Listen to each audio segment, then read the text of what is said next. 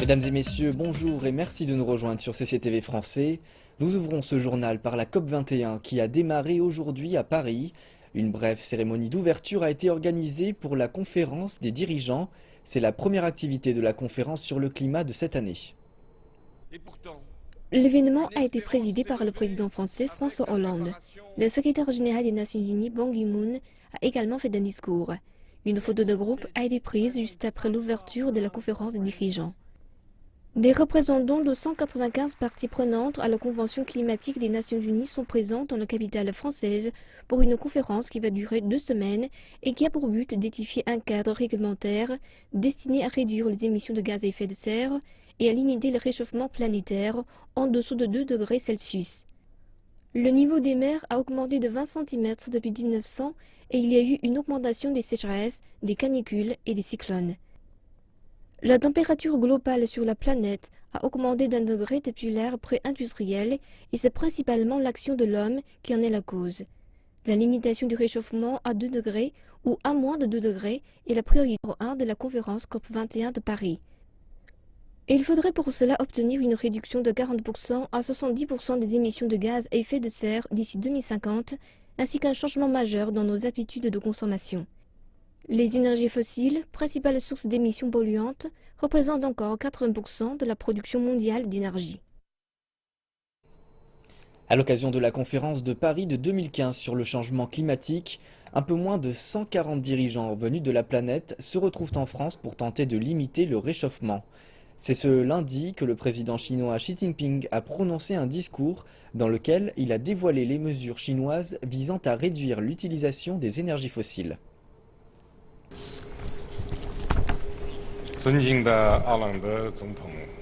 Le président Hollande, M. Ban Ki-moon, secrétaire général de l'ONU, chers collègues, mesdames et messieurs, aujourd'hui nous sommes réunis pour assister et participer ensemble à la cérémonie d'inauguration de conférence Paris Climat 2015. Cela manifeste que les actes terroristes ne peuvent pas bloquer le processus de lutter contre le changement climatique et de progrès ensemble de l'ensemble de la société de l'être humain. Je voudrais profiter de cette occasion pour témoigner mes sympathies au peuple français et je voudrais également remercier au gouvernement français et au président Hollande pour leur contribution à l'organisation avec succès de cette conférence. Cette conférence constitue une plateforme importante pour parvenir à un accord global équilibré, contraignant et énergique, selon le grand écrivain Victor Hugo. La détermination la plus grande va faire naître la sagesse la plus grande.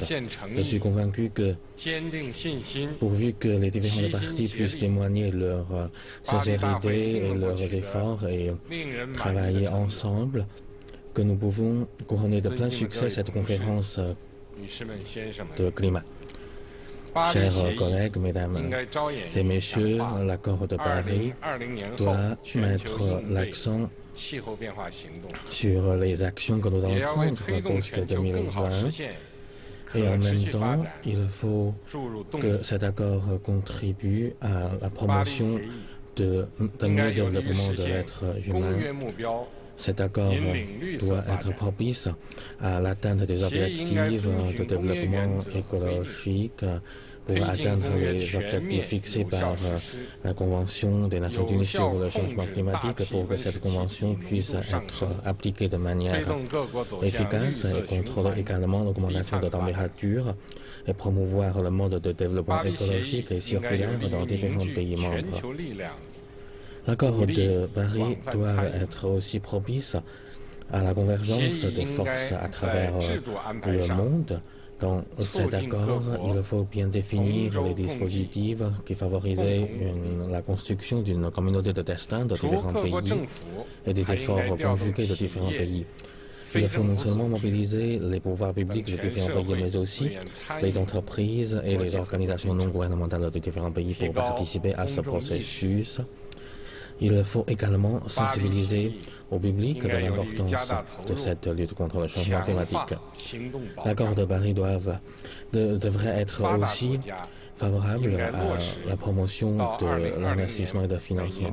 Les pays développés doivent concrétiser leurs engagements de mobiliser 100 milliards de dollars américains par an. Et à partir de 2020, les pays développés doivent continuer à apporter davantage de soutien financier aux pays en voie de développement et transférer davantage de technologies respectueuses de l'environnement aux pays en voie de développement. L'accord de Paris devrait aussi tenir compte aux réalités de différents pays et travailler de manière efficace. Il faut respecter aussi les choix de différents pays en voie de développement dans la politique interne, la politique économique, les différences de l'économie et de la société de différents pays. La lutte contre le changement climatique ne doit pas entraver les besoins de la population des pays en voie de développement pour une meilleure vie.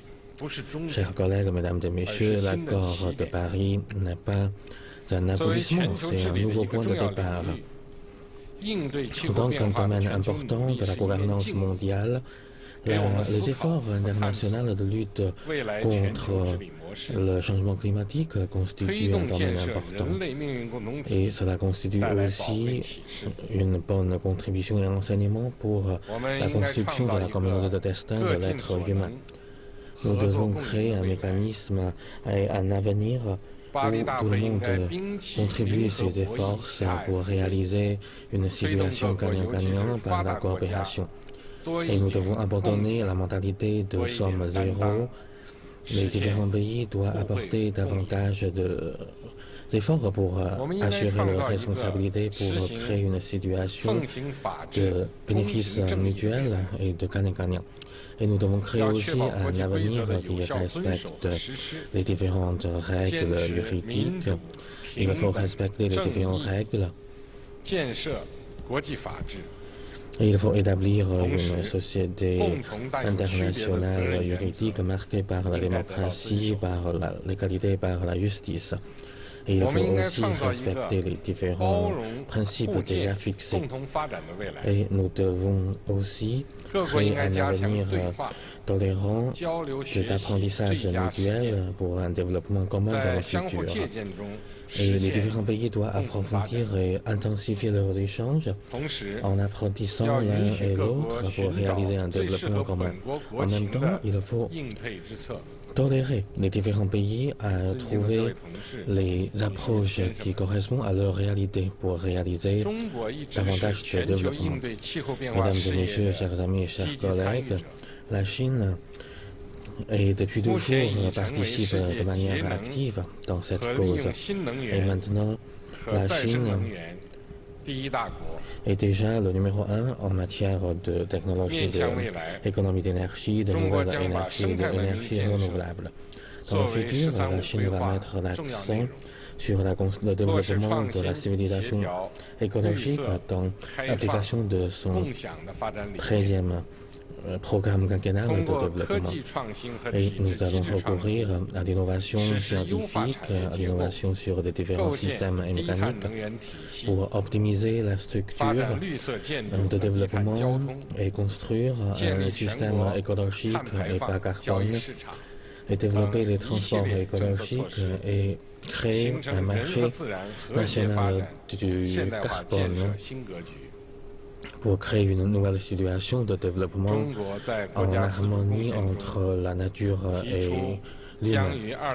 Dans sa contribution nationale au dérèglement climatique, la Chine s'est engagée d'atteindre le pic de ses émissions de gaz à effet de serre vers 2030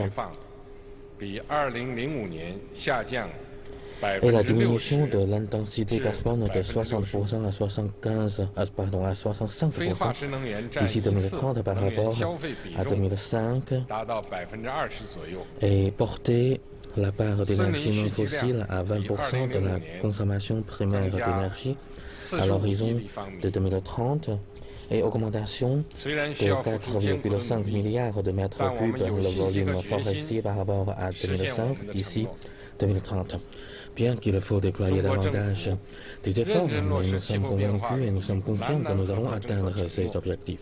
Le gouvernement chinois va concrétiser ses engagements dans la coopération sud-sud. Et cette année, en septembre, la Chine a déclaré la création d'un fonds de coopération sud-sud sur le changement climatique avec un montant débloqué de 20 milliards de RMB.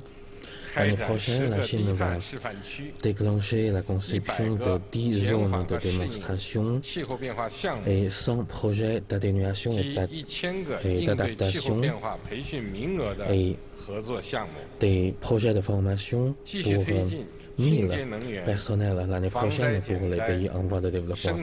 Et la Chine va continuer à promouvoir l'utilisation de technologies vertes, de la lutte contre les effets néfastes des catastrophes naturelles. Et nous allons aussi promouvoir la coopération dans ces domaines. Et nous aiderons également les pays en développement pour augmenter leur capacité de financement.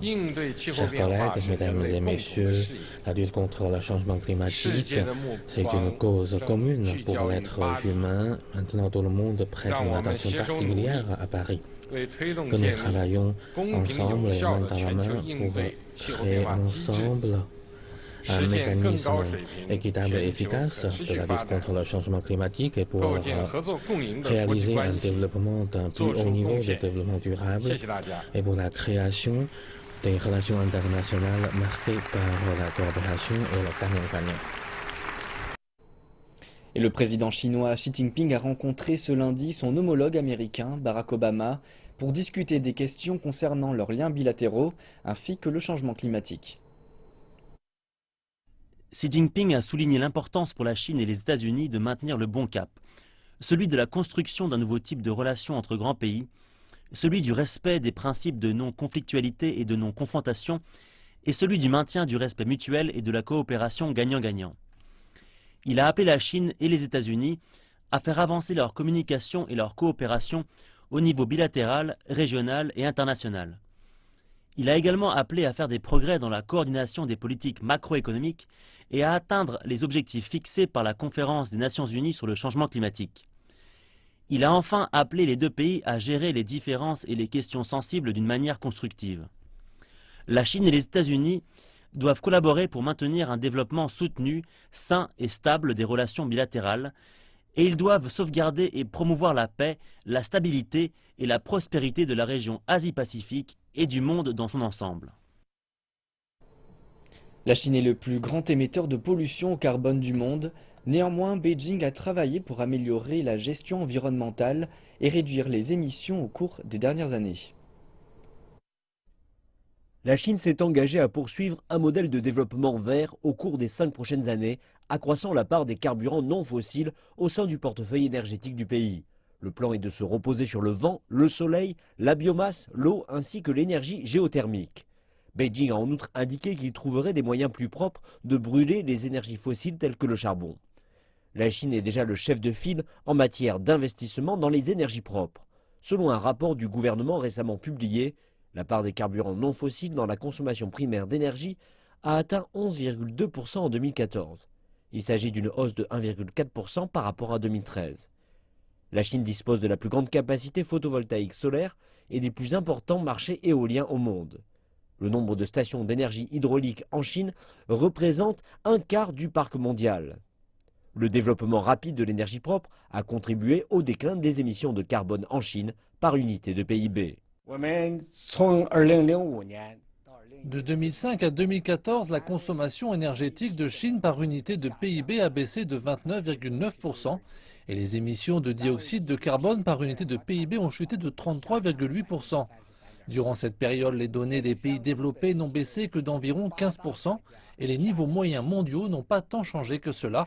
Donc il faut le dire que la Chine a connu de grandes avancées dans la réduction des émissions de carbone, en particulier dans la réduction de ses émissions par unité de PIB. Le développement économique de la Chine vient d'entrer dans une nouvelle phase baptisée Nouvelle Normalité. Son objectif est de passer d'une économie fortement consommatrice d'énergie et basée sur les exportations à une économie fondée sur la consommation intérieure et l'innovation. Reportage dans une entreprise privée qui cherche à participer à la transformation verte du PIB de la nation. Elion Resources s'est engagé à prévenir la dégradation des sols et à transformer les déserts en cités. Situé en Mongolie intérieure, le désert de Kubushi est aujourd'hui une zone écologique grâce aux efforts de ce groupe. Elion Resources a d'ailleurs signé avec les Nations Unies une convention visant à combattre la désertification. Ils travaillent ensemble pour s'opposer à la dégradation des sols et au changement climatique. C'est en mars 2015 que le premier fonds de placement privé pour la route verte de la soie a été lancé. Ce fonds sera utilisé dans la construction de panneaux solaires écologiques pour produire une énergie propre aussi bien en Chine que dans d'autres pays. Notre entreprise se concentrera sur les énergies vertes, le secteur écologique, la renaissance écologique qui comprend la restauration des sols. Je pense que notre stratégie de développement du secteur vert ne sera possible qu'avec l'aide d'outils financiers.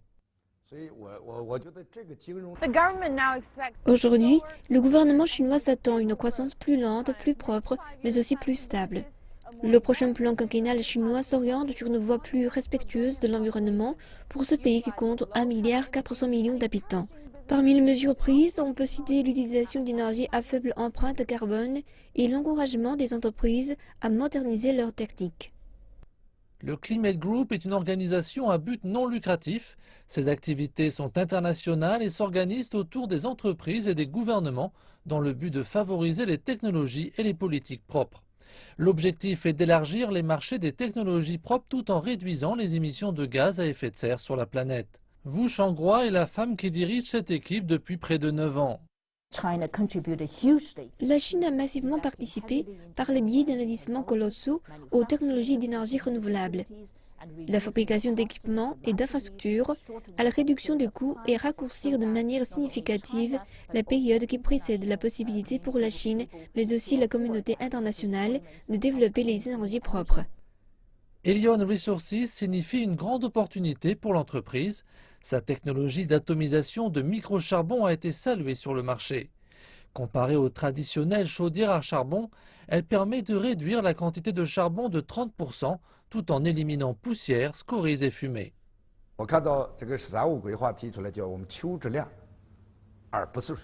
Le prochain plan quinquennal de la Chine exige de la qualité plutôt que de la quantité. En remportant le combat de la qualité et de la satisfaction, l'image de l'entreprise peut être améliorée. Je pense que ces deux critères devraient être des mesures élémentaires du développement durable des entreprises. Et j'estime que les groupes privés joueront un rôle positif dans ce domaine.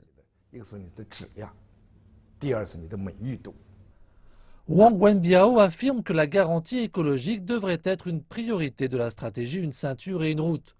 En tant qu'un des fondateurs du Fonds de la route verte de la soie, il est convaincu qu'il existe un marché vaste et dynamique pour les industries vertes. Le Parlement sud-coréen a ratifié lundi à 196 voix contre 33 l'accord de libre-échange avec la Chine au cours d'un vote en session plénière avec 36 abstentions.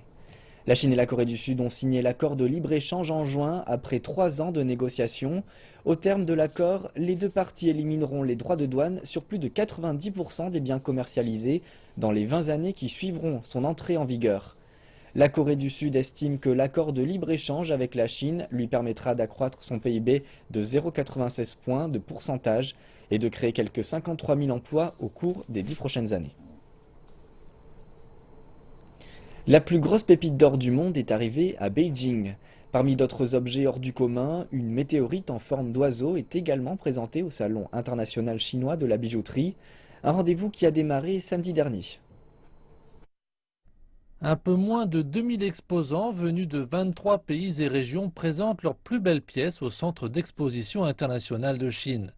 Parmi les objets qui retiennent l'attention, ce vase en émail sur lequel sont représentés des pivoines, des azalées et autres iris, pas moins de 200 couleurs différentes ont été nécessaires pour parvenir à un tel résultat. Ce vase est incroyablement magnifique. Il y a tellement de couleurs.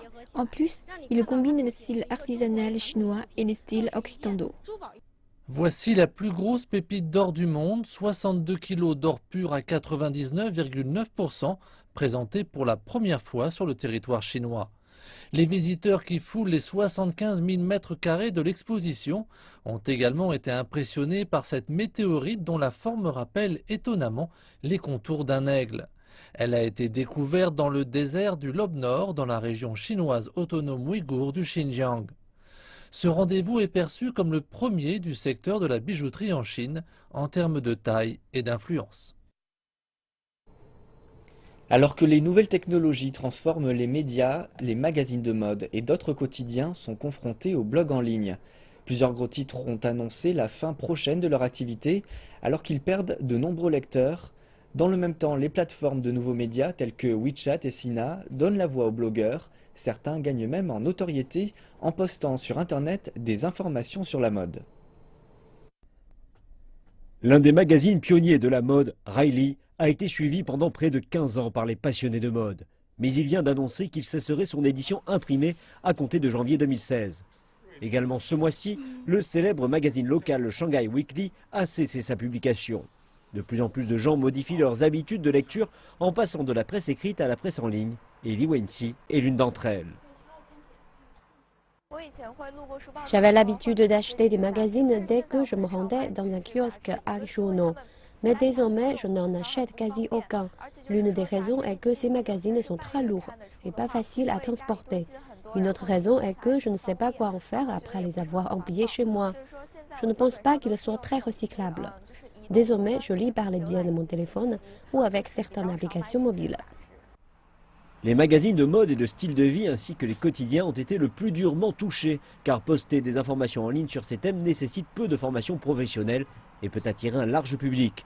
Les blogueurs de mode sur Internet et autres micro-blogueurs ont commencé à avoir d'importants groupes de fans il y a 2 ou 3 ans, quand de plus en plus de gens ont commencé à utiliser WeChat et Weibo depuis leur téléphone mobile. Certains sont devenus si célèbres qu'ils ont même été invités à des événements majeurs comme le défilé de Victoria's Secret, ce qui leur a permis d'écrire des scoops sur leur blog dès le jour suivant, et ce bien plus rapidement que la presse magazine traditionnelle. Les magazines de mode traditionnels ont dû changer sous l'influence de cette pression.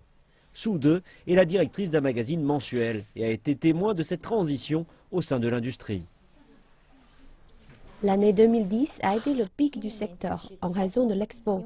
Mais après cela, tout a diminué, surtout dans les hebdomadaires et les magazines de mode, car ces derniers recevaient les investissements de clients dans l'industrie de luxe.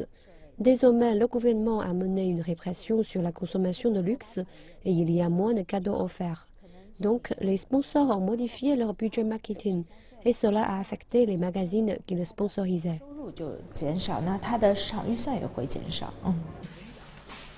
Madame Su a déclaré que dans le même temps, les coûts du travail pour les magazines étaient en hausse et représentaient la plupart des dépenses en hausse du Mediapresse.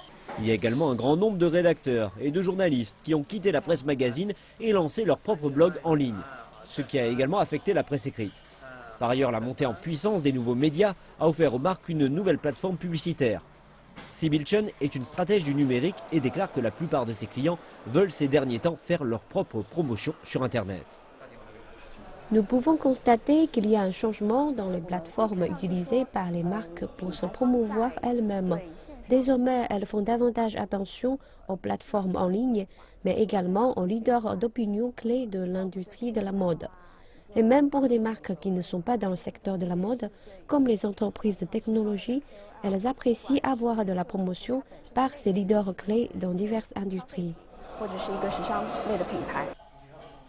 Chen a déclaré que par le biais de la promotion sur les plateformes de nouveaux médias, les marques peuvent recevoir davantage de commentaires instantanés et de retours de leur clientèle ciblée.